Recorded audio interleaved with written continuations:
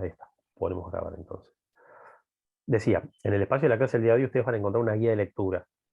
Bien, esa guía de lectura complementa la unidad número 2, la unidad que vimos hasta la semana pasada. Nosotros trabajamos con turismo en espacios litorales y turismo en espacios urbanos. Bien. La guía de lectura aborda otros dos tipos de espacios turísticos, que es el turismo en espacios rurales y el turismo en espacios naturales. Bien. Esa guía de lectura, y ahí en la consigna yo lo aclaré, no es una guía de lectura, no es un trabajo práctico. Bien, o sea, no requiere conformación de equipos, no requiere una entrega, no va con una calificación. Es más, si ustedes me preguntan, quien no hace la guía de lectura no pasa nada. Bien, pero es una guía de preguntas para que ustedes tengan una referencia del tipo de preguntas sobre esos temas que puede llegar a aparecer en el parcial. Bien, creo que son 3 o 4 preguntas para cada uno de esos dos tipos de turismo: turismo rural, turismo en espacios naturales. Y esto son preguntas para que ustedes, cuando lean esos capítulos, sepan qué preguntas, o sea, qué cuestiones me va a importar más de cara a la evaluación parcial. Bien. Reitero, turismo litoral, turismo urbano fueron vistos en clase. Turismo en espacios rurales y turismo en espacios naturales se ven a través de la guía de lectura. Esos 4 espacios turísticos ustedes los van a poder estudiar tomando como base el libro Geografía Turística en el Mundo, bien, que tiene un capítulo definido. Aguarden un momento que lo voy a abrir el libro para que ustedes lo chequeen. Que tiene, Dijo decía, litoral, rural, urbano y Y natural. rural. Y Pedazo de idiota. litoral, rural, urbano y natural. Natural. Bien. Esperen que paso a compartir la pantalla un momento.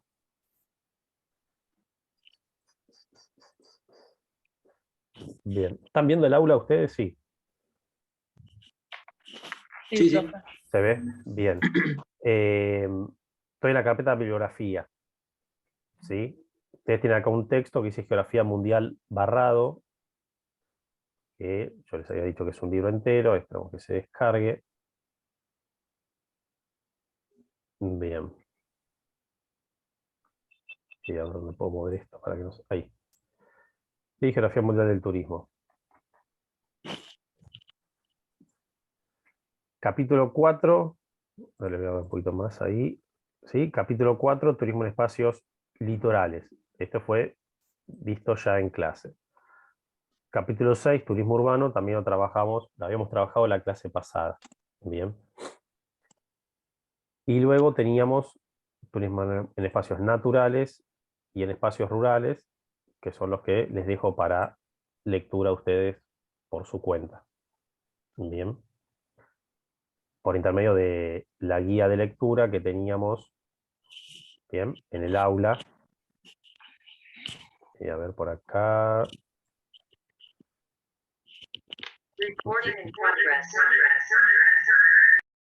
Sí, ahí tenemos la guía de lectura. Bien. Perfecto. Estamos más o menos al día hasta acá. ¿Sí? Consultas, Sí. preguntas. Estamos más o menos bien. Perdón, yo Sí, tengo una duda. sí. ¿Espacios rurales y naturales, los dos corresponden al capítulo 7 o algo no entendí? No, están en el capítulo. Pará, ahí está barra, ¿cómo para sacarla? Digo, ¿son la misma cosa o son dos capítulos diferentes? No, son 2 capítulos diferentes. Rural es En uno. la, Entonces, en la Rural rural es... estaba en el 5 y el No, es rural una en el 7. Ahí está. 5 y 7, son 4, 5, 6, 7. Claro. Exactamente. Mi sugerencia, ¿sí? Mi sugerencia. A ver, esos capítulos, como que llega un punto, sí, lo aclaro por las dudas, como que los capítulos, digamos, la escritura como que se hace un poco larga, ¿sí? No digo difícil, pero es como que llega un punto que los autores es como que ya se van en mucho detalle, no sé, dan ejemplos de turismo rural en cualquier punto del mundo. Circunscríbanse a lo que se pide en la guía de lectura. porque esas preguntas de la guía, a ver, para decirlo rápido, vale y pronto y que se entienda, yo agarro la guía de lectura y si quiero tomar turismo rural o turismo natural, saco una pregunta y me la llevo al parcial. ¿Sí? Aclaro por qué, de vuelta, no sé, creo que eran, por ejemplo, en turismo rural. Bueno, da ejemplos y casos y cuenta cómo en Japón se desarrolló el turismo rural, no sé en qué época. O sea, no me interesa a los fines de la materia. Bien. Quiero la cuestión más digamos, estructural y descriptiva, introductoria de esos tipos de turismo. Bien, después los detalles respecto de cómo el turismo en espacios naturales existe en países, no sé, de la Escandinavia europea, está todo bien, pero no lo vamos a ver en clase. Bien, o eventualmente lo veremos más adelante cuando ya nos metamos país por país. Bien, lo aclaro por las dudas porque son capítulos que algunos son un poquito largos. No digo que sean tediosos porque no me parece que sean súper complejos tampoco para leer, pero sí que son un poquito largos. Entonces, ustedes vayan, digamos, observando el capítulo y leyendo el capítulo en base a la guía de lectura. Bien. Y los capítulos, claro, eran 4, 5, 6 y 7. ¿Sí? Son justo 4 capítulos y uno, digo, al ladito del otro. Bien, ¿qué más? ¿Qué más? ¿Qué más? A ver, están viendo también, ¿no? El aula, sí. Acá justo aparecen 2 artículos, bien, que dice Breve Geografía de Europa, Introducción al Continente Europeo. Esto déjenmelo de ver, o sea, todavía ustedes no los toquen, ¿sí? No los descarguen porque esto seguramente ahora yo lo oculte, bien, porque esto lo vamos a trabajar recién más adelante.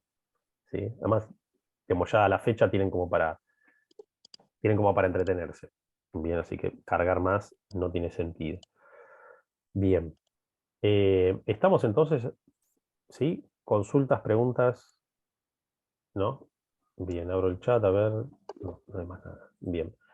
Bueno, arrancamos directamente ya con clase del día de hoy, ¿sí? Con contenidos del día de la fecha. ¿Por qué no me pasa cuando toco? Ahí está. Bien. A ver, repasando un poquito. Unidad número 1, primeras 2 clases, trabajamos con diagnóstico del turismo en el mundo y perspectivas que tiene la geografía para mirar al turismo. Bien, geografía del turismo y geografía turística, geografía de los profesores y geografía de los estados mayores. Por un lado. Unidad número 2. Trabajamos las últimas 2 clases. Tipología de espacios turísticos. Bien. Hoy arrancamos con la unidad número 3 de la materia. Unidad número 3 nos va a ocupar justo, de hecho, unas 3 clases, o sea, el día de hoy y los próximos 2 martes.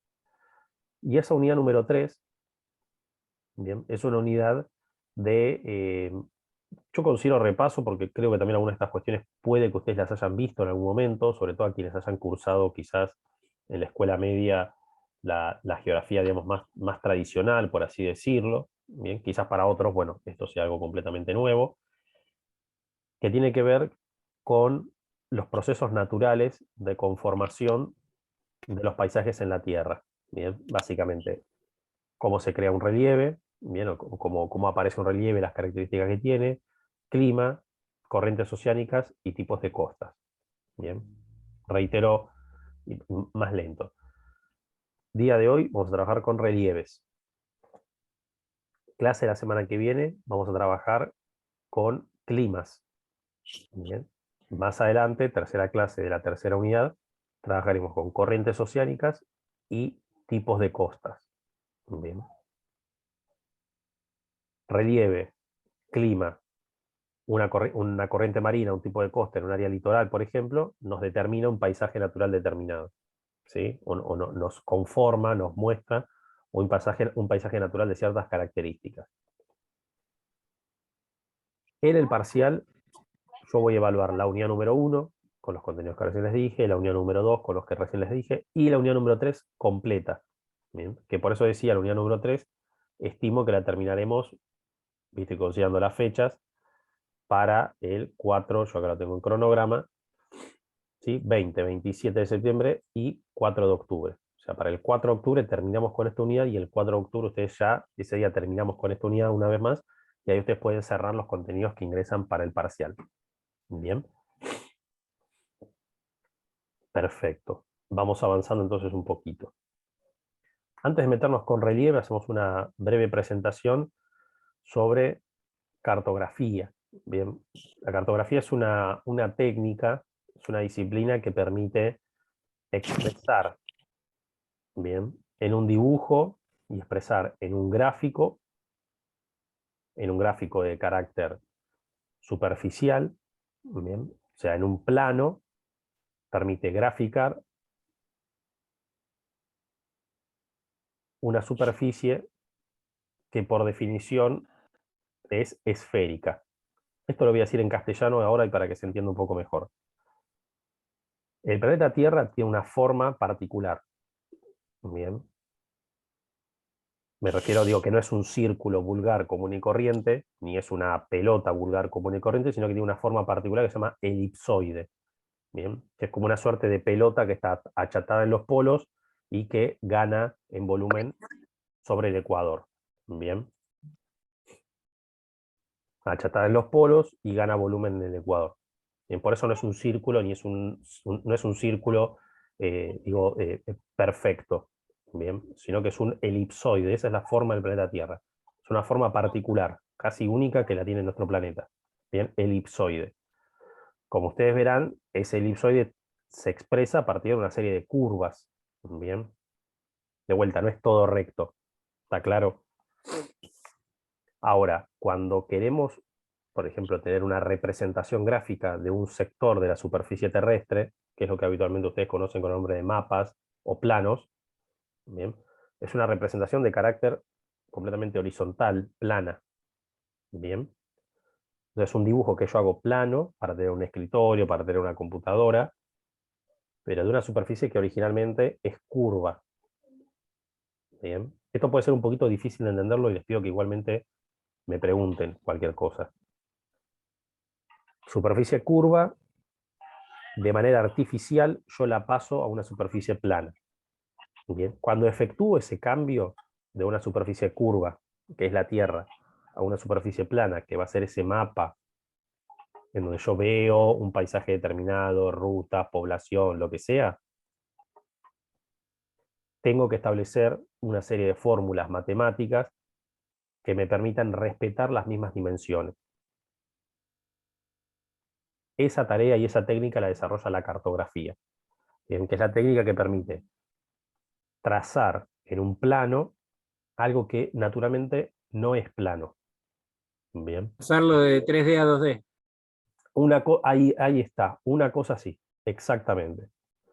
Esa Carlos, transformación... fíjate si están todos muteados porque hay interferencia cada tanto.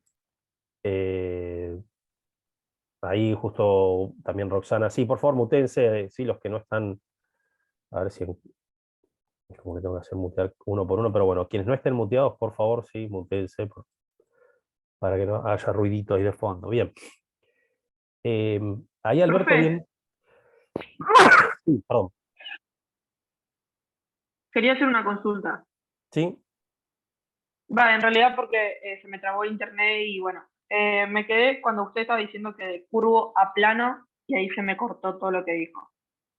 claro, el planeta Tierra es curvo, ¿sí? Digamos, no es que su forma es curva, digo, su forma es esférica. Bien. Ahora, cuando quiero ver la representación del planeta Tierra en un plano, en un mapa, en un escritorio, en verlo en el celu, en un impreso, en un papel, eso que es plano, eso que es, perdón, curvo, lo paso a un formato completamente plano. Bien. La técnica para pasar, ¿sí?, esos ángulos que tiene la curvatura de la Tierra es una técnica que desarrolla la cartografía. Bien. La cartografía es la disciplina que básicamente se encarga del diseño de los mapas. Bien. En esa transformación que ahí Alberto decía, bueno, pasa de 3D a 2D, y es una suerte de simplificación. Y como toda simplificación, ustedes se podrán imaginar qué es lo que ocurre. En toda simplificación se pierde parte de la realidad. Bien. ¿Qué quiero decir con esto? No existen, no hay, bien, una única forma de hacer mapas y no existen mapas perfectos. Bien. Todos los mapas, bien, parten de un principio básico, que son imperfectos. Bien, son mejorables. ¿Por qué son imperfectos? Bueno, porque hay que aplicar ciertas fórmulas matemáticas, bien, que tienen grado de error para algo que es curvo y circular, pasarlo a una forma de carácter plano. Bien. Yo conozco al presidente del IGN, Ah, mira, Sergio Zimbaro, amigo mío de la infancia, y me contaba el que IGN este es el año, Instituto Geográfico Nacional. Bien, digo, comentamos claro, al que resto de los antes era compañeros que quizás. no, está bien, antes era el Instituto Geográfico Militar, y Exacto. en el 12 o en el 14 pasó a ser civil, digamos, y Ujú. él era el primer funcionario de carrera, por eso pasó a presidente. En el 14 tomó la presidencia del instituto. Mira, Y me contaba que este año rehicieron todos los planos de Malvinas. Y hay un ajá, concurso a nivel escuelas primarias para volver a hacer los planos de Malvinas. Y ellos hicieron todos los planos con una exactitud impresionante y con una redimensión de determinadas zonas de Malvinas. Así que estaban re orgullosos del lanzamiento de ese concurso para todas las escuelas públicas y privadas de la nación. mira. Bien, Sí, muy bien. es muy interesante los laburos que hacen. Es impresionante. Aparte laburan mucho con todos los límites, con todas las cuestiones que están a veces en discusión, ¿no? Exacto. Bien. ¿Qué forma describe el planeta Tierra? La forma es un elipsoide.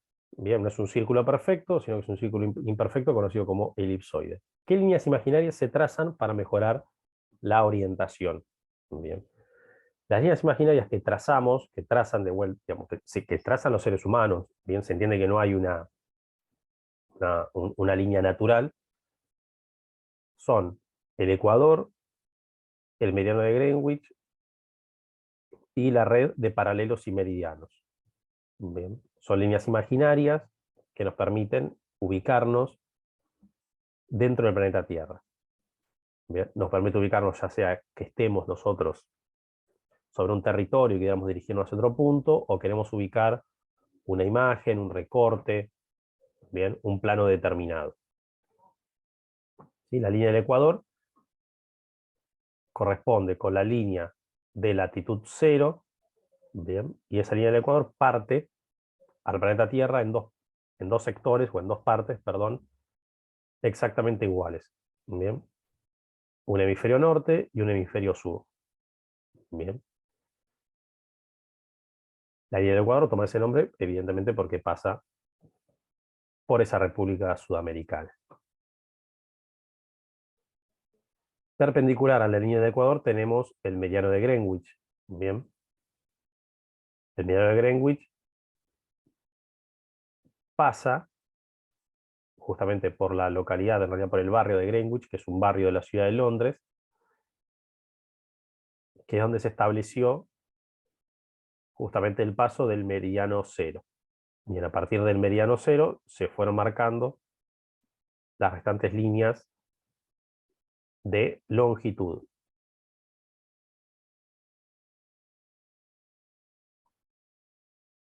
El cruce de un paralelo con un meridiano, o sea, el cruce de una latitud determinada con una longitud determinada, me da un punto sobre el mapa. Bien. Las distancias, bien, en términos de coordenadas geográficas, se miden en grados, minutos y segundos. Bien. Grados, minutos y segundos.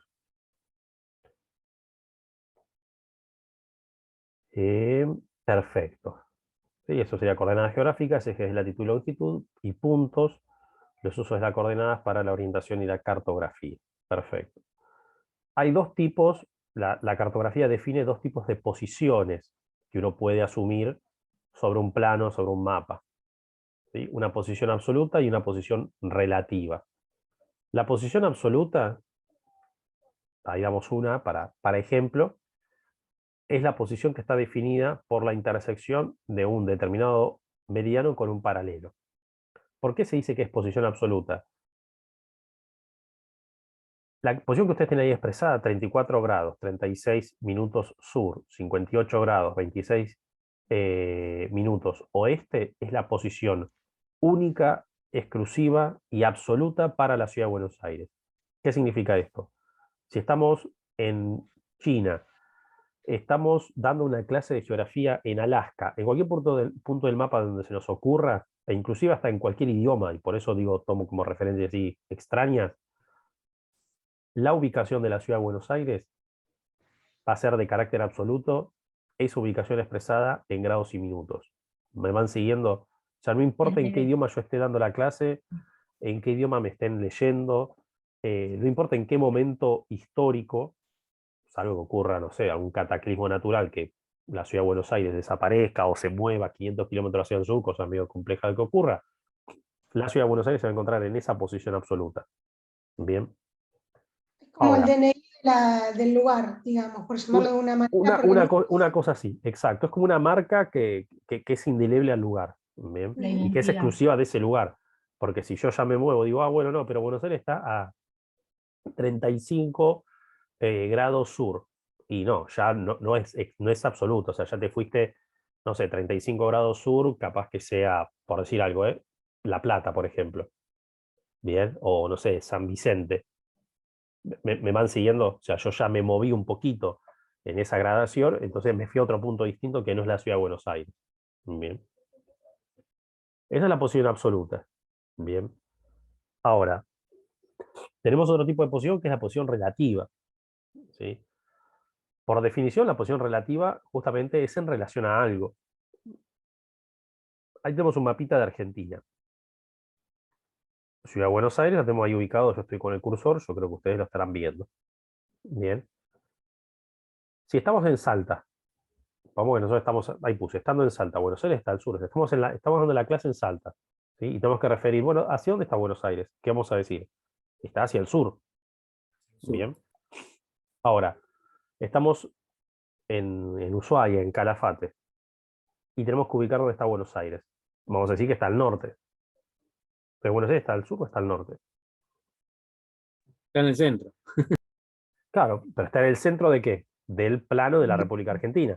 Si yo tomo Centro un del país. planiferio mundial, fíjense lo que pasa, tomo un planiferio mundial, capaz que Buenos Aires, y bueno, no, Buenos Aires está hacia el sur y hacia el oeste. Y en el Bien. hemisferio sur, claro. Claro. Entonces, ¿qué empieza a ocurrir? Que la ubicación de Buenos Aires parece ser que me empieza a cambiar, pero no es que me cambia la ubicación de Buenos Aires, porque Buenos Aires está en el mismo lugar siempre. Lo que cambia es el punto de vista del observador. Si yo estoy en Salta, Buenos Aires me va a quedar al sur. Si estoy en Ushuaia, Buenos Aires me va a quedar al norte. Si estoy en África, Buenos Aires me va a quedar hacia el oeste. Bien. ¿Sí? La posición absoluta justamente es absoluta, es total. No importa en dónde yo esté, hay una marcación determinada de esa localidad, río, punto, lo que sea que esté marcando. Ahora, la posición relativa es en relación, por eso es relativa, ¿bien? Es en relación al punto de vista del observador.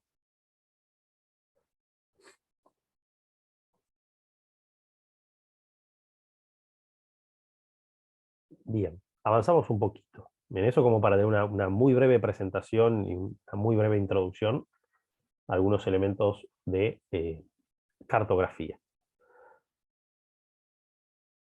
Como decía, hoy nos vamos a meter con la descripción de cómo se conforman y cómo aparecen los relieves. Esperen que voy a ampliar esto. Ahí está. De cómo aparecen los relieves en el planeta. Bien. Para conocer y saber cómo se forman y cómo se transforman los distintos tipos de relieves, que ya vamos a ver cuáles son, en el planeta, primero tenemos que identificar las eras geológicas. Ustedes seguramente, yo creo que lo deben haber visto posiblemente en la escuela secundaria, pero habrán visto que las eras geológicas son un cuadro justamente de eras, periodos, edades, bastante, digamos, bastante complejo, que permite ubicar distintos procesos de carácter natural y de carácter prehistórico. ¿Sí? Nosotros para la materia únicamente vamos a mencionar 3 grandes eras. Bien. Bien concretas porque nos interesan y nos importan en relación a entender en cada era qué relieve fue surgiendo, qué relieve fue apareciendo.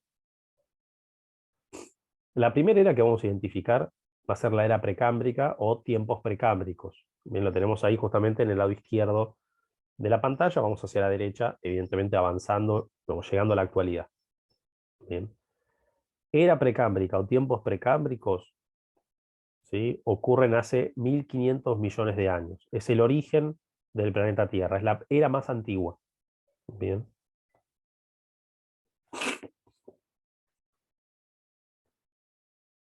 En los tiempos precámbricos vamos a ubicar nosotros el origen de los escudos o macizos. ¿Qué son los escudos o macizos? Los basamentos de todos los relieves que después se fueron originando. Inclusive en los tiempos precámbricos, para que ustedes lo tengan a consideración, los continentes como tal no existían ni siquiera. Ustedes habrán visto, imagino, que al momento que surge el planeta Tierra, todas las masas continentales eran una sola masa continental uniforme. Bien. Esa masa continental uniforme, todavía en el precámbrico, se hallaba completamente unida. Bien. La Pangea.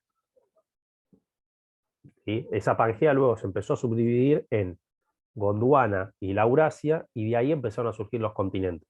Bien. Pero eso es mucho más adelante. Pasamos a una segunda era, la era paleozoica. Y acá ya vamos a empezar a notar cuestiones que nos van a interesar. Dos movimientos orogénicos. La palabra orogenia, ¿le hace a alguien, le trae algún, sabe qué significa o puede por lo menos inferir qué significa? Cuando uno habla, por ejemplo, de algún elemento orográfico. ¿Cómo? ¿Puede ser que hable de los orígenes? Bien, creo que Roxana fue, ¿no? ¿Fuiste? Sí. Ujú. Sí, ¿por qué decís que habla de orígenes? ¿Qué viste en la palabra esa que te hace acordar a origen?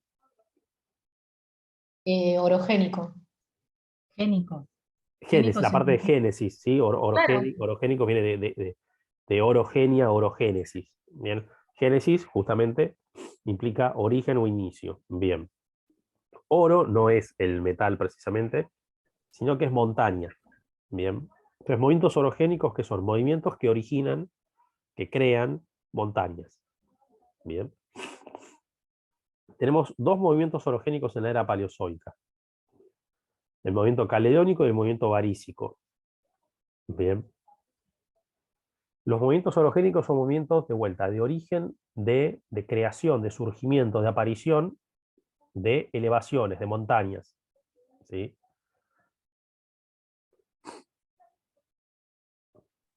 ¿Por qué toman ese nombre de caledónico y varísico? Bien, porque son nombres propios que refieren a zonas determinadas del planeta en donde se originaron ciertas formaciones montañosas. Por ejemplo, en el norte de Inglaterra, perdón, norte del Reino Unido, en realidad, en Escocia, hay un conjunto de montes que se conoce como montes caledónicos. Bien, son justamente montes que se originaron en ese momento. Bien. Los montes varísicos son montes que se originaron en esa época y que los vamos a encontrar, por ejemplo, en Italia. Bien. No significa que las montañas paleozoicas solamente sean esas que nombramos en Escocia y las que nombramos en Italia. Toman el nombre propio por ser los primeros lugares en donde se investigaron ese tipo de relieves. ¿Me van siguiendo? En la Argentina tenemos, de hecho, montañas caledónicas varísicas. En el resto de Europa vamos a mencionar. Bien, pero los primeros casos que se analizaron justamente fueron los montes caledónicos en Escocia y el monte varísico en Italia. Entonces de ahí se toman esos nombres. ¿Me van siguiendo? Así como que se bautizaron ese tipo de montaña con ese mismo tipo de nombre. Bien. Era Cenozoica. Bien. La era Cenozoica es la era actual, la era que estamos todos atravesando. ¿Sí? La era Cenozoica nosotros la vamos a subdividir en dos grandes periodos, en dos grandes momentos. Bien, un primer periodo terciario y el cuartario. En el periodo terciario vamos a tener la formación nuevamente de otro conjunto de montañas, bien, que va a ser el movimiento orogénico andino-alpino. Bien, que justamente me imagino que ese nombre les debe recordar a una cordillera sudamericana y a un sistema montañoso europeo. Estamos hablando del sistema alpino, ¿sí? La cordillera de los Alpes y la cordillera de los Andes, ¿sí? Dentro de ese movimiento andino-alpino aparecieron cordilleras, igual que como dijimos con el Caledónico y el Varícico, que tienen sus nombres propios. Por ejemplo, ¿cuál es la cordillera, el sistema montañoso más alto del planeta? ¿Qué nombre propio tiene? ¿Cuál es Himalaya. el Himalaya, perfecto. ¿Sí? El monte más alto es el Everest, que forma parte de un conjunto conocido como Cordillera del Himalaya. Perfecto. Himalaya es el nombre propio de esa cordillera en el norte de India, Nepal, perfecto. Bien. El Himalaya es un sistema montañoso de tipo andino-alpino. ¿Sí? O sea, tiene características similares o muy parecidas a la cordillera de los Andes de Argentina, a la cordillera alpina en Europa. ¿Puede ser que una forma de identificarlo sea por la altura? Exactamente, perfecto. ¿Qué altura Porque en Cuanto más general altos tienen? son, claro, cuanto más altos son, más nuevos se cree que, o sea, son más recientes en la historia, digamos. Perfecto, claro, perfecto. o sea, las cordilleras altas, como bueno, los Andes, el Himalaya y demás, son de esta parte de la era geológica. Exacto, exactamente. Ok. ¿Qué recuerdan haber visto algo de esto capaz que en secundaria, escuela media o...? Sí, al haber visto lo vi, pero me olvidé. Igual por cómo es el nombre de los Andes y el ejemplo que diste, lo asocié por ahí. Bien, bien, bien, bien, bien. Perfecto, perfecto. Exactamente así como lo están expresando ustedes, gente. Exactamente. En el movimiento andino-alpino se originan las cordilleras más altas del planeta Tierra. Pero en el Paleozoico, ¿no aparecieron montañas también? Sí, aparecieron montañas, las caledónicas y las varícicas. Bien. Pero ¿qué ocurrió en el medio? Y en el medio tenemos varios millones de años. Bien. Claro, la erosión y todo lo demás hace a las montañas Perfecto, bajaron su tamaño. perfecto, perfecto. Ahí está, Roxana creo que de vuelta intervino. Perfecto. Bien. Las montañas paleozoicas, en la actualidad, ¿cómo las vemos nosotros? Como cordilleras o montañas bajas. Bien. Como sierras. Quizás en su momento originario puede que hayan sido cordilleras extremadamente altas, de más de 4.000, 5.000 metros de altura. Pero en el medio ocurrieron procesos erosivos que justamente fueron desgastando esas cordilleras y transformaron cordilleras en sierras. Bien. Creo que Roxana también antes había dicho, bueno, las cordilleras más altas son las más nuevas. Efectivamente. Himalaya, Andes, Alpes. Bien. Son de las cordilleras más nuevas en el planeta Tierra. ¿Por qué sabemos que son las más nuevas? Porque son las menos erosionadas, son las más altas. Bien. Posiblemente en el futuro, y obviamente en varios miles de millones de años, esas cordilleras se encuentren rebajadas en su nivel. Pasamos a al último periodo, bien, el periodo cuartario. En el periodo cuartario tenemos la formación de las llanuras, que es el tercer tipo de relieve que vamos a mencionar. ¿Sí? El primero es sierras y mesetas, que vemos que se originan en el Paleozoico. En el terciario del Cenozoico tenemos las cordilleras, montañas altas. Y en el cuartario tenemos la formación de las llanuras, que son los relieves más bajos. Bien.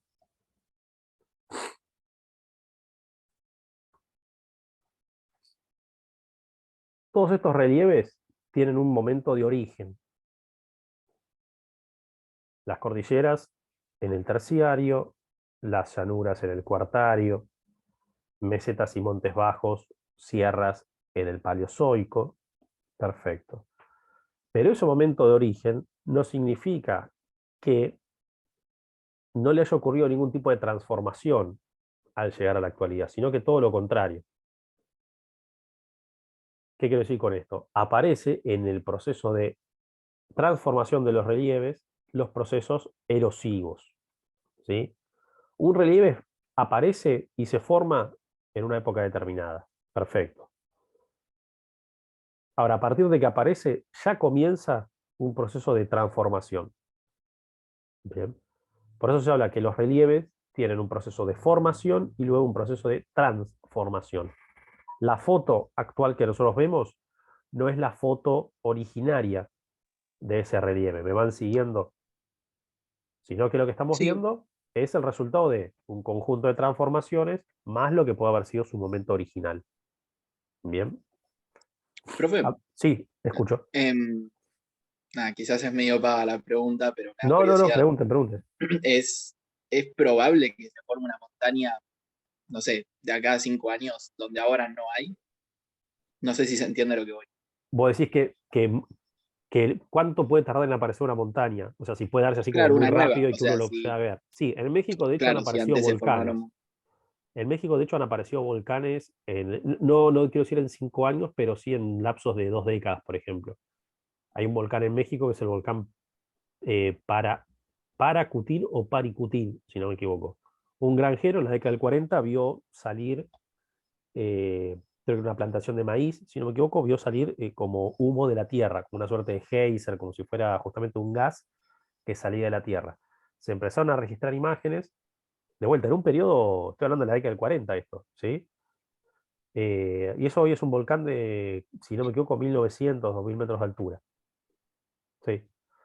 Wow. A ver, no es un fenómeno, vamos a decir, si ustedes me preguntan, ¿puede pasar eso en Corrientes 9 de julio en la ciudad de Buenos Aires? No. No, Bien, sí, obvio. ahí Es no en puede ocurrir. determinada zona. Sí en México, porque México de hecho se asienta en una zona, lo que se conoce, bueno, de hecho, no sé si han escuchado, y creo que fue ayer, si no me equivoco, o en estos días que hubo un terremoto en México. Bien, no sé si prestaban atención, yo lo vi en la tele hoy a la mañana, por lo menos. México se asienta, en realidad todo Centroamérica se asienta sobre una zona que se conoce como una zona tectónicamente activa. ¿Qué significa eso? A ver, Movimientos constantes de las placas. exactamente. Bien. Nosotros recién nombramos que en el precámbrico, el planeta Tierra, digamos, el planeta Tierra no, digamos, las masas continentales, ¿sí? Que son las masas emergidas de Tierra, no las masas sumergidas. Bien. Se encontraban uniformes en un mismo continente que era la Pangea. Bien. Esa Pangea comenzó a subdividirse en Gondwana, que dio origen a los continentes del norte, América del Norte, por ejemplo, y a Europa, y a Asia, perdón, y la Eurasia, que dio origen a la India, África y Sudamérica. Bien. Todo ese movimiento se explica por una teoría que se desarrolló a fines del siglo XIX, la desarrolló un geólogo alemán, Alfred Wegener, que desarrolla la teoría de tectónica de placas. Bien, que es la que permite explicar cómo se mueven los continentes. Esos movimientos continúan hasta la actualidad. Posiblemente muchos de nosotros o de ustedes, no sé, bueno, Chile es un país angosto que pierde tantos kilómetros de superficie al año. Bien. Digo, eso seguramente lo habrán escuchado en algún momento. Bueno, Sí, ese o la proceso, falla de San Andrés. exactamente. Las erupciones volcánicas, los terremotos, los tsunamis o maremotos son expresiones de la fuerza de la Tierra que continúa activa. Bien. Voy a volver un poquito. Bueno, no sería este el mejor gráfico, pero para que se entienda. En el centro de la Tierra, 6.500 ¿sí? kilómetros de... O sea, hacemos un agujero y nos vamos hacia el centro del planeta. Bien. O sea, al centro de la esfera. Bien. Y ahí vamos a ir atravesando una serie de capas de distintos tipos de materiales. Bien. Materiales en estado líquido, materiales en estado sólido. Bien. Materiales en estado gaseoso, materiales incandescentes a altísima temperatura. Bien, cuando digo altísima temperatura estamos hablando de varios miles de grados. Bien. Esa masa que se encuentra en temperatura es la masa que activa los movimientos que vemos en el exterior, que son las placas tectónicas. Bien. Y esos movimientos de placas tectónicas explican que en México aparezca un volcán, o que en Japón, o pongamos en México, haya un terremoto, o que pues, eventualmente en la cordillera de los Andes haya un terremoto, o que la cordillera se eleve, la cordillera nuestra de los Andes se eleve. Bien. Perfecto. Entonces, Igual, profe, sí, sí. México no está sobre el istmo de Panamá. No, no, Es el Istmo que de une Panamá a está los un continentes. poquito más al sur.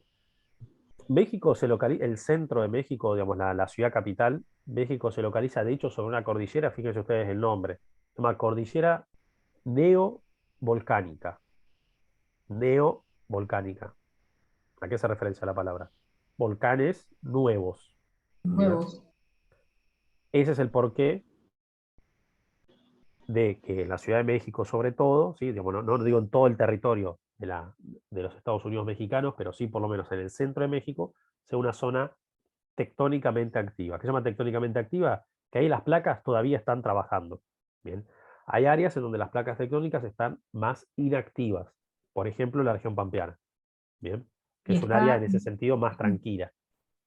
sí, el DF está como inclinado y quebrado, digamos. Exacto. Sí, la ubicación de México, digamos, como para ubicación, sobre todo para una ciudad grande como es México, como una metrópolis muy grande, es casi de las peores ubicaciones que se podría llegar a elegir, ¿bien? Pero bueno, esto evidentemente tiene que ver con un conocimiento que se desarrolla hace teoría tectónica de placas. ¿Cuánto tiene? 150 años, ni siquiera, 120 años, ¿bien?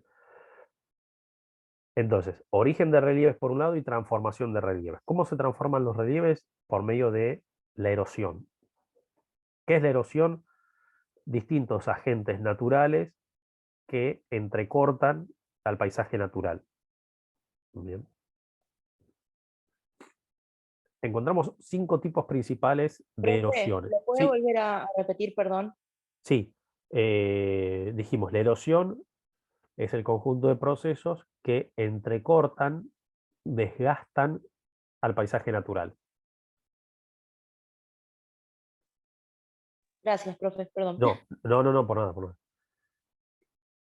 La erosión, bien, implica la acción de distintos agentes. O sea, hay distintas formas de erosión que podemos llegar a observar. Cada forma de erosión, en cada forma de erosión, bien digo, vamos a encontrar un agente distinto actuando, trabajando, realizando ese trabajo de desgaste del paisaje. En 4 de esas formas de erosión vamos a encontrar un mismo agente, pero en distinto estado. ¿Se entiende? Y si está mirando la imagen, reitero una vez más. Agua. Creo que fue Natalia. ¿Sí? De esos 5 agentes erosivos, hay 4 que en realidad es el mismo agente, pero en distinto estado de presentación. ¿Cuál fue? Natalia creo que fue que lo dijo. ¿Cuál era el agente erosivo? El agua. Perfecto. Bien. Tenemos la erosión fluvial, que es la erosión provocada por cursos de agua, por ríos, arroyos. Bien. Cursos de agua. Agua en movimiento continental, agua interna. Bien. Ríos o arroyos. Erosión glacial es el agua en estado sólido, bien, conformando un glaciar, un bloque de hielo, que tiene también un movimiento producto de las fuerzas gravitatorias y que justamente erosiona o desgasta un relieve, un paisaje determinado.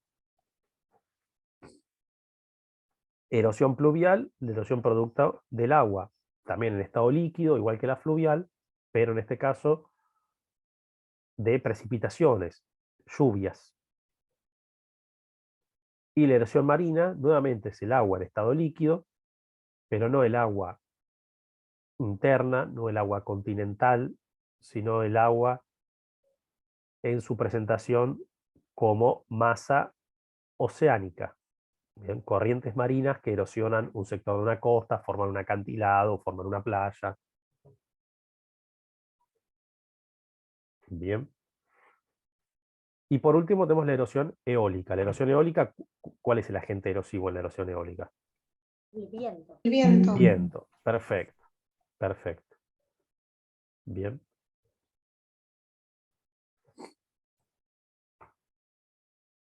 Perfecto. Formas de relieve. Vamos a encontrar dos grandes formas de relieve. ¿Sí? Nosotros vamos a mencionar dos grandes formas de relieve. De vuelta una vez más. Los relieves se crean, nacen, si ustedes quieren entenderlo de esa manera, en un momento determinado. Ahora, la imagen que nosotros vemos, que visitamos, que vemos en un folleto, sacamos una foto, nos vamos de viaje, es el resultado de ese origen más toda la transformación que hubo en el medio. Bien. Dos formas de relieve bien extremas, digamos, bien distintas. ¿Sí? Si quisiéramos, a ver, si la materia fuera, que no lo es, geología, vamos a identificar otras formas de relieve. Vamos a ir a las dos principales. Bien, y a las dos más importantes que nos va a interesar a los fines de la materia, que no es geología, es geografía turística mundial. Primera forma de relieve, que es la forma de relieve más alta que se presenta en el planeta, son las montañas. Bien, las montañas. Las montañas son sucesiones de montes con elevaciones superiores, ¿sí? Sucesiones de montes con elevaciones superiores a los 3.500 metros de altura.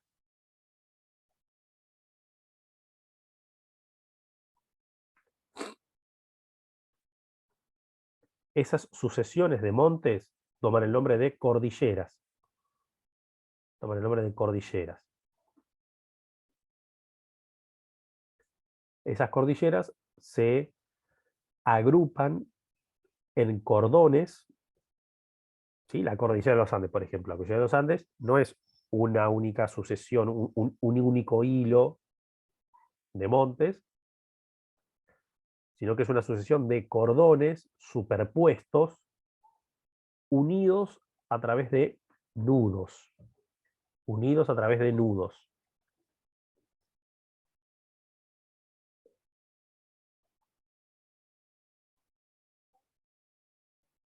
Bien, los cordones, a ver, ¿qué imagen les puedo...? Piensen como si fuera, por ejemplo, no sé, un árbol, ¿sí? Las ramas que corren de manera paralela son cordones de esa cordillera. En un punto del árbol, esas ramas se unen y forman un tronco principal. ¿Bien? Ese punto es el nudo. Las ramas son los cordones. A partir de un determinado nudo hay una única cordillera. Después en otro punto eso puede dar lugar a otras dos ramas, ¿bien? A otros dos cordones. En otro punto se pueden volver a unir y se desprenden otros 5 cordones. ¿Te van siguiendo? Profe, es por eso que está extendida hasta diversos países y dentro de esos países, en lo que es la formación del relieve en cuanto a la montaña, también se subdividen en Exacto, en otras exactamente. agrupaciones. Exactamente. Ahí, Julieta, perfecto el ejemplo, digo, el caso que viste, porque así es. Desde la Argentina, si recuerda, capaz de haber estudiado, y si no, bueno, cuando vean geografía turística argentina, no sé, precordillera, cordillera principal, bien, en Mendoza, San Juan, La Rioja, ¿qué es lo que encontramos? Como distintas capas, si se quiere, distintos cordones que son parte de un mismo sistema, que es la cordillera de los Andes. Bien. Precordillera, ¿sí? Cordillera principal, cordillera frontal. Todo eso es la suma de todo eso es la cordillera de los Andes. Bien. Entre medio de cada cordón, ¿qué es lo que voy a tener? La formación de valles o quebradas.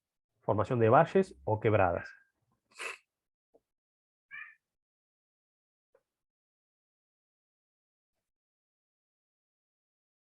Nos vamos al otro extremo, ¿sí? Porque montañas, cordilleras, estamos hablando de 3.500 metros para arriba. En el otro extremo tenemos las llanuras. Bien. Las llanuras, ¿qué son? Básicamente son depósitos de sedimentos. Depósitos de sedimentos.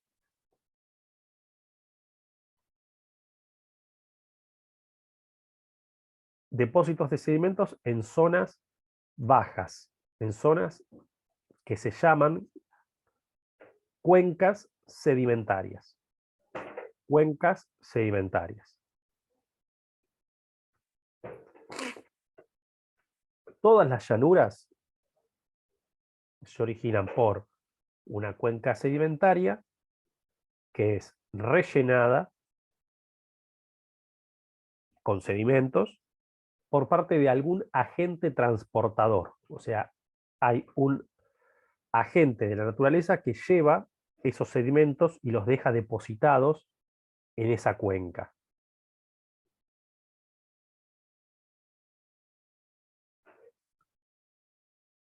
Donde nosotros vivimos... Profe, ¿podría volver a repetir? Sí.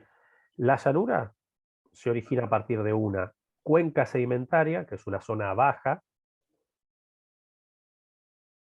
en donde se depositan sedimentos que fueron transportados por un agente que justamente se encarga de llevar esos sedimentos hacia esa cuenca.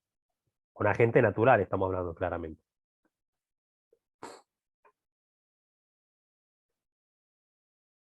Vamos al caso más próximo y donde nosotros vivimos, ¿sí? Llanura chacopampeana. Bien. ¿Qué es la llanura chacopampeana? Es una llanura fluvial. ¿Por qué fluvial? Pero si fluvial lo hemos nombrado con erosión y ahora estamos viendo tipo de relieve. Porque las llanuras se originan a través de procesos erosivos. La llanura pampeana es una llanura de origen fluvial. ¿Qué significa eso? Que la llanura pampeana era una cuenca sedimentaria, o sea, una zona más baja, ¿bien?, en donde se fueron acumulando, en donde se fueron depositando sedimentos. Bueno, pero ¿quién fue el agente transportador? Si la llanura es una llanura fluvial, implica que el agente transportador fue un conjunto de ríos. Bien, un curso de agua. Bueno, el río Paraná, el río Uruguay, el río Paraguay, exactamente. Son los cursos de agua que han transportado los sedimentos para formar la llanura pampeana. Cuando nosotros vemos, no sé, el río de la Plata, el río Paraná, uy, qué sucio que está, más allá de que pueda tener, digamos, contaminación producto de, bueno, la acción humana. No es que el río esté sucio, el río lo que está haciendo es transportar sedimentos. ¿Bien? ¿Por qué los ríos de la Patagonia son tan claros? En donde uno puede llegar a ver las piedras que hay, digamos, debajo del río, ¿sí? en el lecho del río. Porque son de piel. Que no arrastran sedimentación. Arrastran sedimentación, pero es muy pesada, que son esas piedras que uno ve en el fondo. ¿Bien? Eso entra todo el glaciar y también el glaciar es el que transporta los elementos más grandes por la fuerza que tiene. Arrastra rocas. Exacto. Entonces, por eso parece que los ríos de la Patagonia estén, entre comillas, más limpios. No es que estén más limpios. A ver, el río Paraná, ustedes agarran un vaso de agua, ¿sí? Pongo que el vaso de agua, no sé, tiene tierra. Bien, si ustedes dejan el vaso de agua con la tierra y lo dejan una semana, 10 días, la tierra se acumula abajo y después el agua queda arriba relativamente limpia. Ahora, si ustedes el vaso están permanentemente revolviéndolo, queda el vaso con el agua permanentemente sucia. ¿Me van siguiendo? Bueno, esa es la diferencia entre los ríos de la Patagonia, ¿bien?, y los ríos de la llanura pampeana. Bien, los ríos de la llanura pampeana, el río Paraná, el río de la Plata, transportan sedimentos que son muy livianos, entonces no se llegan a decantar en el fondo. Bien. Al ser muy livianos están en la superficie, están en la primera capa, es lo que observo cuando navego o cuando estoy en una playa. En la Patagonia los sedimentos son mucho más pesados, entonces se decantan rápidamente al fondo. El agua corre y el agua pasa, entre comillas, limpia, no limpia, limpia de sedimentos, ¿no? Además hay que tener en cuenta el oleaje, no es lo mismo el movimiento del agua en un lago que el movimiento del agua en un río, que mezcla los sedimentos más livianos. O sea, por eso, exacto, por eso, perdón, a los ríos y arroyos se los llama curso de agua, porque tiene un curso, digamos, fluye hacia un punto determinado, y los lagos y lagunas son cuerpos de agua, el agua no se mueve, está fija en un sitio. Perdón, ¿hay alguien más creo que quería intervenir o...? ¿No? Estamos grabando, perdón que ahí alguien preguntaba ahí en el chat. No sé si alguien más, perdón, quería intervenir con algo, ¿no? ¿Estamos más o menos? Bien. Tengo acá en la habitación tengo un frío, me está agarrando esta alergia maldita y por eso estoy como estornudando y con... Pero bueno, no me hace bien estar sentado como una hora. Tranqui, profe, Bien. a todos nos pasa lo de la alergia. No, pero es perfecto. Ahora me siento acá, me pongo 10, 15 minutos y ya empiezo con esta molestia. Bien. Perfecto, entonces repasamos. Llanuras. ¿Qué son las llanuras? Cuencas sedimentarias bajas, bien, bajas, en donde un agente transportador transportó, valga la redundancia, un conjunto de sedimentos. Bien. ¿Qué agentes transportadores podemos encontrar? Ríos, bien, que dan origen a llanuras fluviales. Bien, llanuras de origen fluvial. Una cosa es el nombre propio de la llanura. Llanura pampeana, llanura del Mississippi, llanura del Amazonas. Eso es el nombre propio. Bien. Ahora, ¿qué tipo de llanura es? Amazonas, llanura fluvial, Mississippi, llanura fluvial, llanura pampeana, llanura fluvial. Habitualmente las llanuras que tienen nombres de ríos, ¿por qué tienen nombre de río? Porque un río pasa por ahí. Sí, pero en realidad no por ello, sino ¿por qué? Porque el río, ese río que pasa por ahí, fue justamente el río que formó esa llanura. Bien. No es que el río pasa por ahí por una cuestión circunstancial. De hecho, hay llanuras en donde quizás no pasa ningún río. Bien. A ver, no es que no pase ningún río, perdón. Quizás hay llanuras en donde puede pasar un río. Vamos al norte de Asia, ¿sí? Rusia. Llanura siberiana. Ah, no tiene nombre de río. ¿No pasa ningún río? Sí, sí, pasan ríos. Pero no es una llanura formada por acción fluvial. No es fluvial.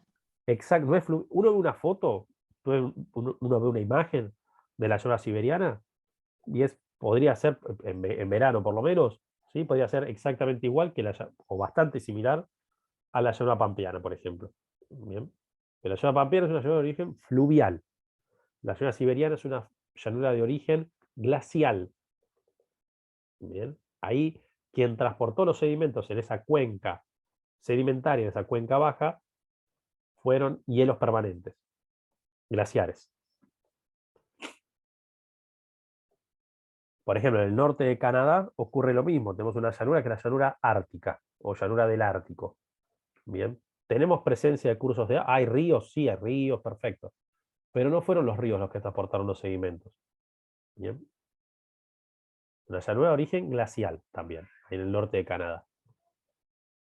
Hay llanuras también de origen eólico.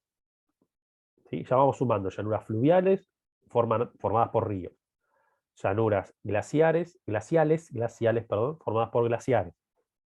Llanuras eólicas formadas por erosión transportada por el viento.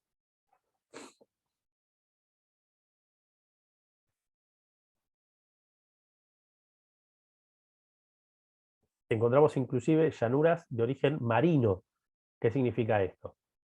Cuencas sedimentarias rellenadas por la acción del mar, que fue el mar el que transportó sedimentos. Una salina, por ejemplo, puede llegar a ser. No, porque en realidad, a ver, la salina, digamos, no la definimos como un tipo de relieve, ¿bien? Sino como algo que se asienta sobre un tipo de relieve. Las llanuras marinas, por definición, siempre están de aparecer en zonas costeras, o sea, en zonas próximas con el agua de mar. Bien. Entonces, llanuras fluviales, llanuras glaciales, eólicas y marinas.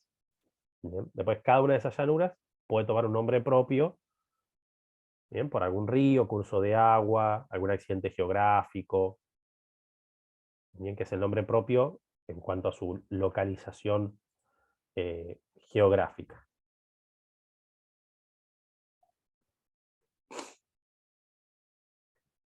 Bien, déjenme ver qué hora tenemos. Bien, perfecto, 7:15, perfecto, muy bien. Mapa del continente europeo. Sí, que va a ser uno de los principales continentes que vamos a analizar en la materia una vez que terminemos con esta unidad, ¿sí? Con la unidad número 3. ¿Qué tenemos en ese mapa? Bueno, marcados algunos conjuntos de relieves que permiten atestiguar esto de, bueno, donde tenemos montes paleozoicos, donde tenemos cordilleras, terciarias, andinas alpinas, o donde tenemos llanuras. Bien.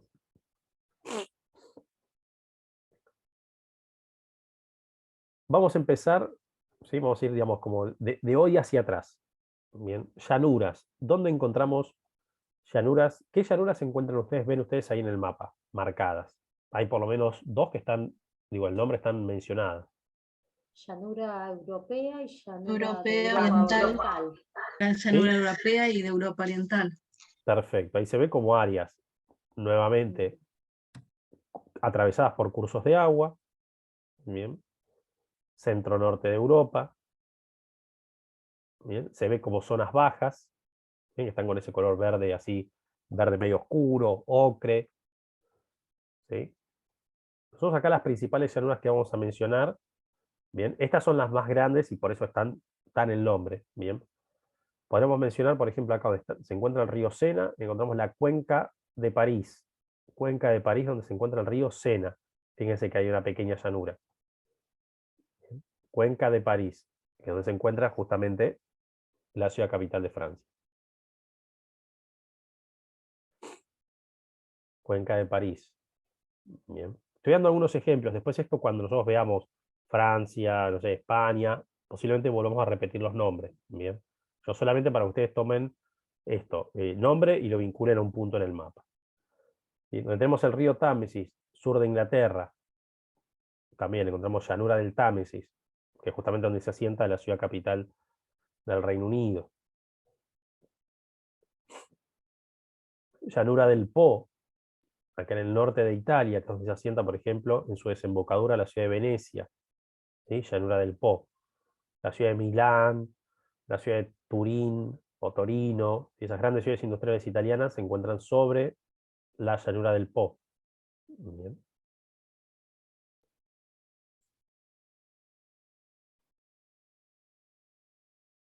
Bien. Conjuntos de sistemas montañosos andino-alpino, altos. El principal que vamos a mencionar es justamente la cordillera de los Alpes, que separa a Italia del resto de Europa. Bien.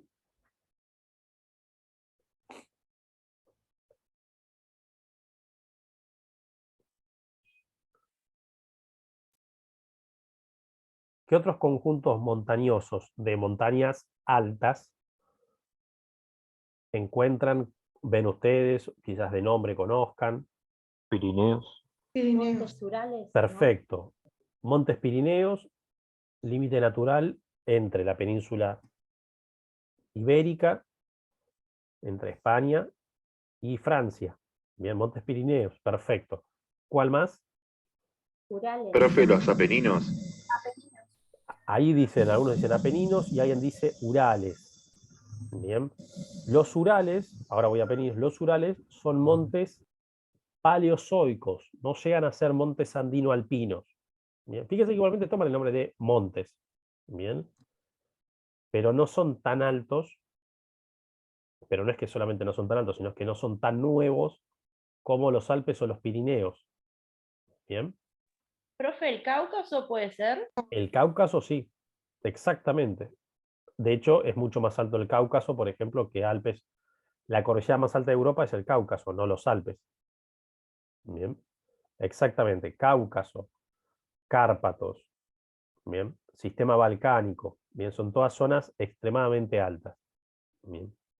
Montes Urales, bien, Montes Urales, Apeninos, son montes más bajos, bien, pero no solamente más bajos, sino que son más viejos. Bien. Les voy a dar un ejemplo. En la provincia de La Rioja, ¿sí? En nuestro país, hay una localidad que se llama Chilecito. Bien. La localidad de Chilecito, ¿sí? se encuentra, iba a decir a orillas, qué mal, no, se encuentra a los pies, perdón, de una sierra. Bien. Esa sierra toma el nombre de Sierra de Famatina. Perfecto. Esa sierra, uno diría, bueno, se llama Sierra de Famatina. Y dice, bueno, a ver, no conozco, ¿cómo será el paisaje? Y bueno, no sé, conozco Tandil, Sierra de la Ventana, supongo que será algo así como Córdoba, San Luis, Tandil. ¿Sí? Alturas de, no sé, en Tandil tenemos 600 metros, Sierra de la Ventana 1200, Córdoba 1000 y pico, 2000 metros. Será esa altura, uno dice, ¿no? Se llama Sierra de Famatina. El sector más alto de Sierra de Famatina, ¿sí? Que es el Cerro General Belgrano, tiene más de 6000 metros. Entonces, ¿cómo se llama Sierra de Famatina? Y tiene casi la misma altura que la cordillera. Pero se llama Sierra. Bien. Entonces uno dice, bueno, pero entonces, ¿es una cordillera o es un monte bajo, una sierra? Más allá del nombre. Y uno lo que tiene que pensar es, más allá de la altura, el origen. Y uno dice, bueno, la Sierra de Famatina, siendo que es tan alta, ¿es parte de la cordillera de los Andes? ¿Se creó con la cordillera de los Andes? No. Por eso se llama sierra. ¿Por qué se llama sierra? Pero, Porque, sí, escucho, perdón. profe, perdón, son esos que están enfrentados, ¿no? Lo que vimos el cuatrimestre pasado. Claro, ustedes cruzaron conmigo a Argentina y vimos Sierra de Famatina y Sierra de Velasco que cortan la provincia de La Rioja, exactamente. Y en el medio, entre Velasco y Famatina, tenemos a Chilecito. La Sierra de Velasco sí es mucho más baja o es otra cosa, sí, ahí digamos, no nos vamos a meter ahora. Siempre digo, lo traigo a modo de ejemplo. ¿Sí? O sea que no hay que tener solo en cuenta la altura, sino el origen. Exactamente. Si Exactamente, es de Patricia. mucho antes o más actual. Exacto. La Sierra de Famatina se llama sierra. Y dice, pero tiene 6000 metros de altura. Entonces, ¿en qué quedamos? ¿Es una sierra baja y vieja o es una cordillera alta y nueva? No, justamente toma el nombre de sierra. ¿Por qué? Porque se originó en el Paleozoico. Es un relieve viejísimo, Famatina. Pero como tiene 6000 metros. El tema es que Famatina, por su ubicación, quedó al lado de la cordillera de los Andes. Primero nació el Famatina en el Paleozoico. Bien.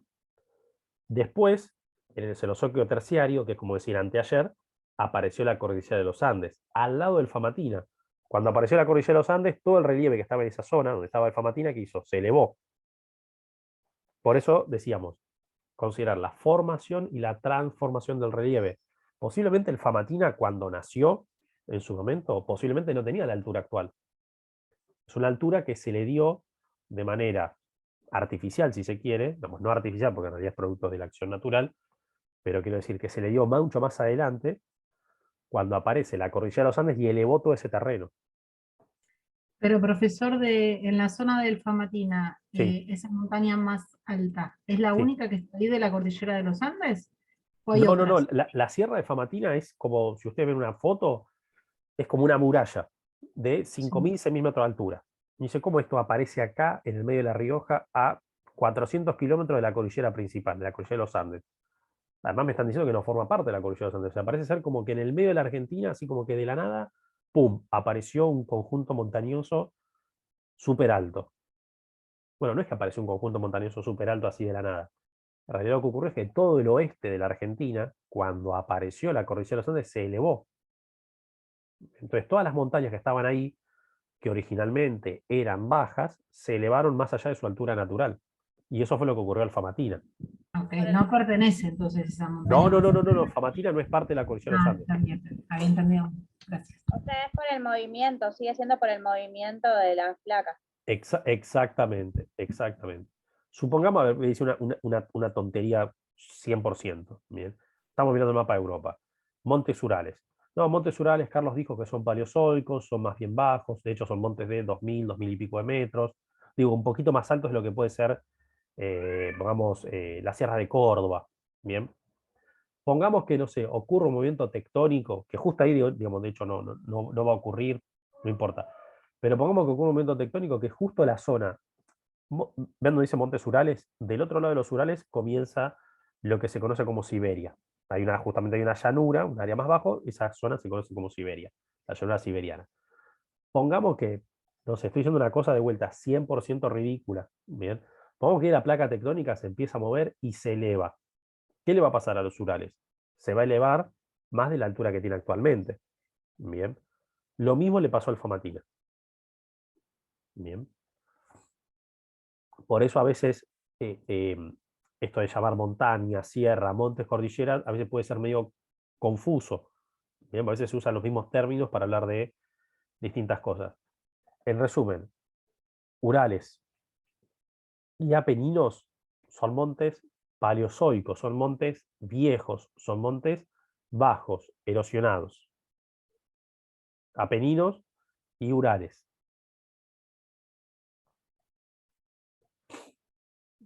¿Sí?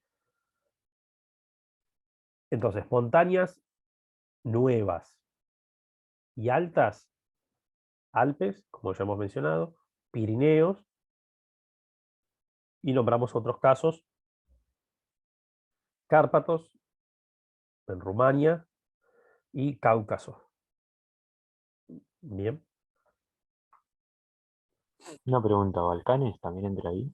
Sí, perdón, habíamos dicho, ¿no? Sí, Balcanes también. Sí, sí, sí. Ok, ok. Perfecto. Perfecto. Bien. Vamos a mencionar lo mismo, digamos, ejemplos en continente asiático. ¿Sí? Arrancamos de vuelta con llanuras. Llanura siberiana. Bien, del otro lado de los Urales. ¿Sí? Del otro lado de los Urales tenemos acá llanura siberiana. Perdón, continente asiático va a entrar en el parcial. Va a entrar lo que hoy mencionemos, pero no es que en el parcial vayamos a ver países de Asia. De hecho, de acá al parcial tampoco vamos a ver países de Europa. Pero simplemente digo ejemplos en Europa y en Asia de los tipos de relieve que estuvimos describiendo. Bien, decíamos llanuras, que vamos a mencionar en Asia. Llanura de Siberia. Bien. Que es una llanura, decíamos, de origen glacial. Bien, llanura de Siberia, llanura de origen glacial. Gran llanura china. Esta es una llanura de origen fluvial. De origen fluvial. Que hay un río que forma esa llanura. No sé si se alcanza a ver en el mapa, me parece que está muy chiquito el nombre. Es un río, acá está en chino, vamos a decirlo en castellano, río amarillo. Bien, río amarillo, es este río, el Yangtze. Es el forma esta gran llanura china. Llanura de origen de vuelta, fluvial, formada por un río. Bueno, no por uno solo, sino formada por un conjunto de cursos de agua. Norte de la India. ¿Sí? Norte de la India. Acá tenemos, norte de la India, perdón, y Pakistán. ¿Sí? Llanura del Ganges. No sé si ahí me siguen con el cursor. ¿Sí? Y acá dice Indó. Acá al oeste de India. ¿Sí? No estoy con el cursor. Indó. Llanura indo-gangeática. Llanura indo-gangeática. El río Indó y el río Ganges. Son dos cursos de agua que descienden del Himalaya, desembocan en el Océano Índico y forman una llanura, la llanura indo-gangeática.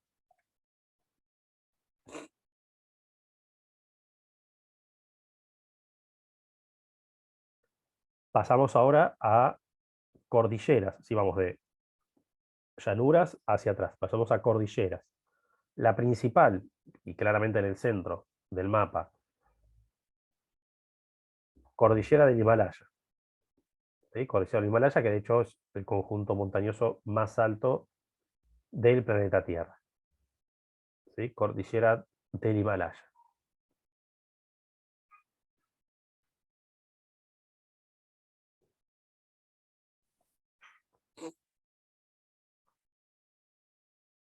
Profe, ¿qué dijo del Himalaya? Cordillera del Himalaya es el sistema montañoso, ¿sí? Sistema montañoso más moderno, más elevado.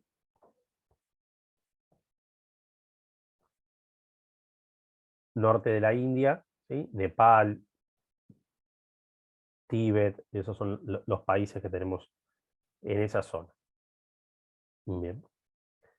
Y como mesetas o montes bajos, o esas sierras como más antiguas que nosotros mencionábamos, solamente vamos a nombrar meseta de Siberia Central, acá en el norte, acá en Rusia, meseta de Siberia central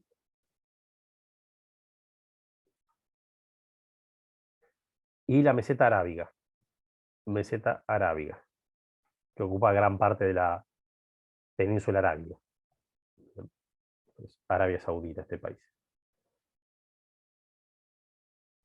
Profe, y duda, la del Tíbet, No, mencionamos de vuelta los más importantes porque después ahí vamos a ir viendo atractivos y eso, pero no mencionamos meseta del Tíbet. Bien. Profe, como un pantallazo, está bien. No hay problema. Exacto.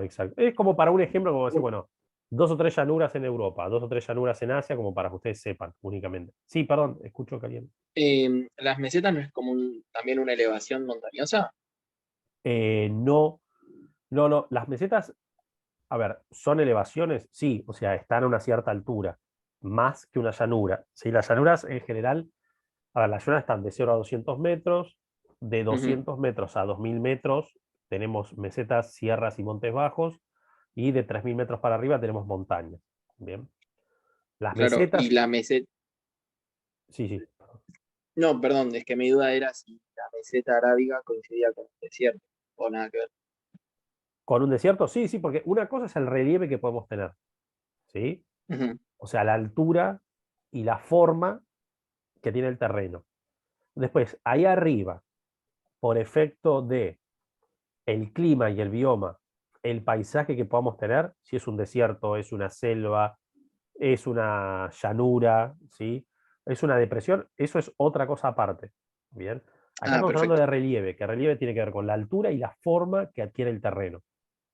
Ok, Bien. gracias. No, mira. Para dar un ejemplo, y viene muy bien la consulta acá que hizo recién el compañero. Llanura de Siberia Occidental. Bien, perfecto. Nosotros la vemos acá identificada como toda llanura en cualquier mapa con color verde. ¿Sí? Si vemos un mapa de Europa, las llanuras también las vamos a tener con color verde. Si vemos un mapa de la Argentina, vamos a tener la selva pampeana también de color verde. Perfecto. Uno diría, bueno, si están con el mismo color, significa que tenemos el mismo tipo de paisaje, debe ser similar lo que podemos llegar a observar. Bueno, no necesariamente.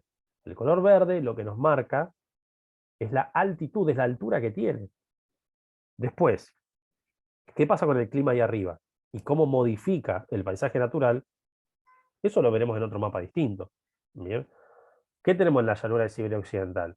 Tenemos ciudades en torno a cursos de agua, con, no sé, cultivo de cereales, oleaginosa y cría de ganado. No, todo lo contrario.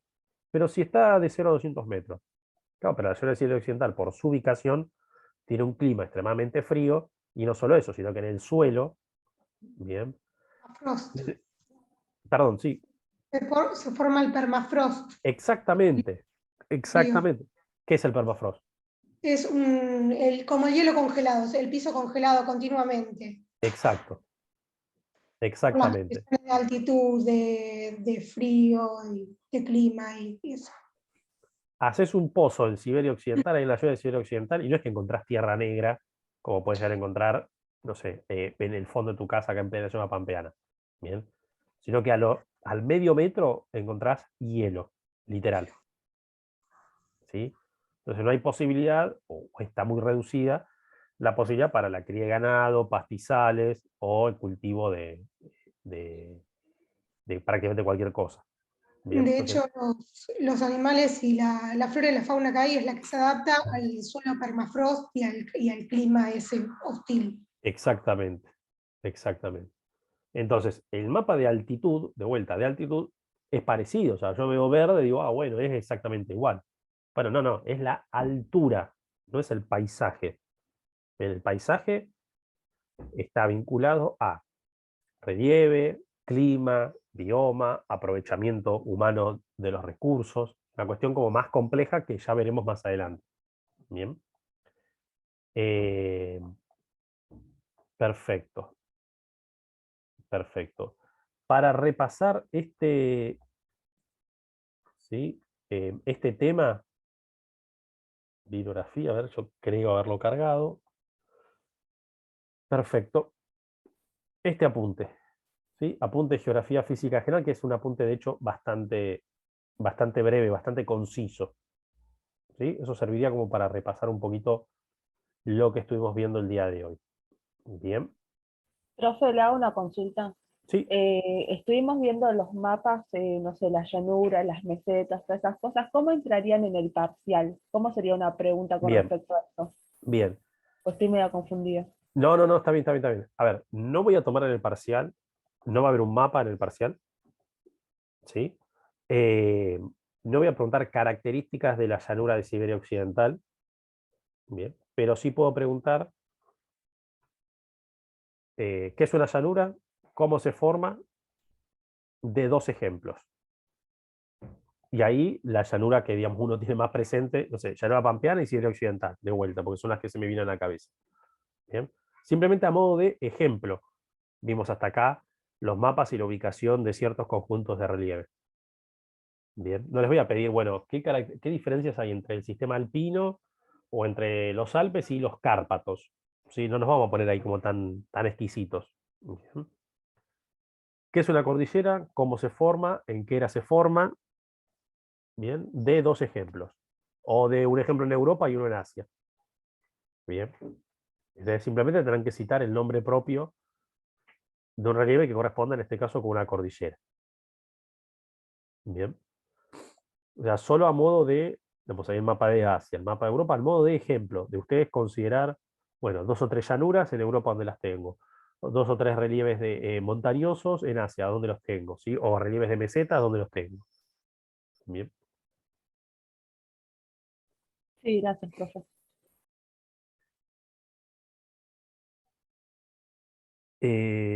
Bien.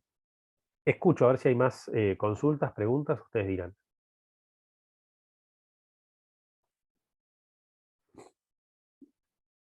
Estamos más o menos.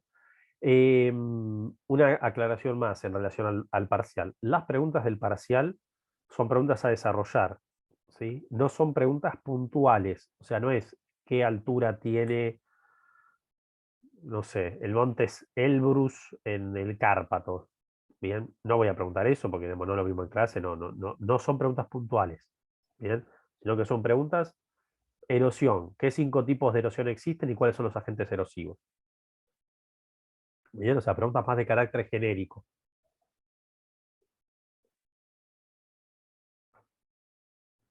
Consultas, preguntas, estamos más o menos, gente.